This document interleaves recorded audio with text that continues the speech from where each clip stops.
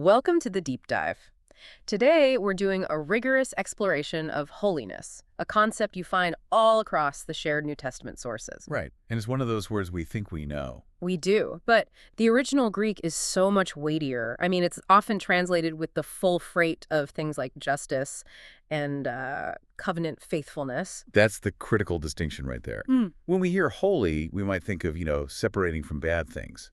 But the sources often define it as being set apart for something, Yeah. for loyal action. Okay, so let's unpack where the sources first locate this quality. And they start right away with the divine. Mm-hmm. The very beginning of Jesus' story is all about the intervention of this set-apart power.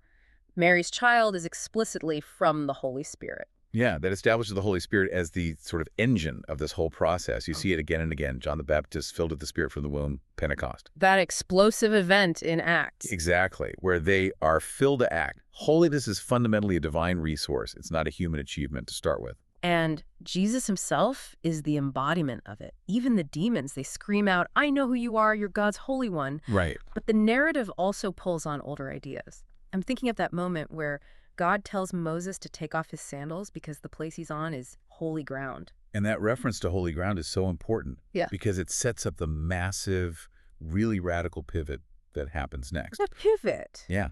Historically, holiness was tied to geography, a physical temple, a specific spot on the map. So if it's no longer tied to a physical sacred space, what's the new location? Where's the sacred now?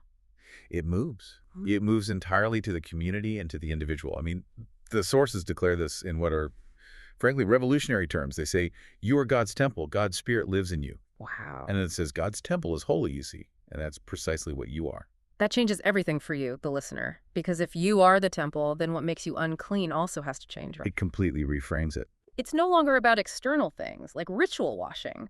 Jesus is so clear on this. Defilement, he says. It comes from what comes out of the heart. Things like evil plots, murder, adultery. The corruption is internal. It's ethical. And we have to stress this new status, being a living temple.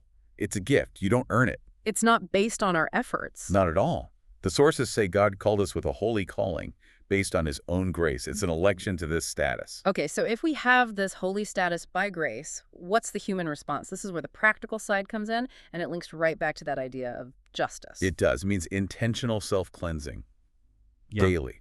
Yeah. Since we house the Spirit, we have a mandate to maintain the sanctity of that vessel. So there's work to do. Oh, absolutely. The command is explicit.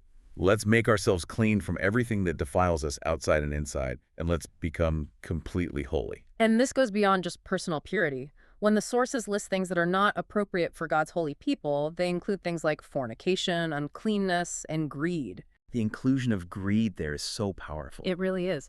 Because greed, covetousness, that's a direct attack on justice, on faithfulness to the community. Exactly. And the goal of all this cleansing is usefulness. It's not just about behavioral isolation. If you purify yourself, you become a vessel for honor, made holy, fit for every good work. Holiness leads directly to ethical action. So to bring it all together, what does this mean for us? It feels like this profound duality. Holiness is a gift, sanctified by the Spirit. But it requires our ongoing, sometimes strenuous, work of self-cleansing. Right. And the sources seem to aim for this ultimate goal of being found without spot or blemish. Mm-hmm. So if holiness carries the weight of justice and ethical loyalty, you have to ask yourself a question. How does your current pursuit of peace and, structural justice contribute to that overall goal of being blameless and holiness before God? And that's the challenge for our deep dive. What immediate unclean habits or maybe unjust practices do you need to replace with holy discipline to better reflect your status as a living temple? It's a powerful connection to make between the internal life and our external actions. Thank you for diving deep with us. We'll catch you on the next deep dive.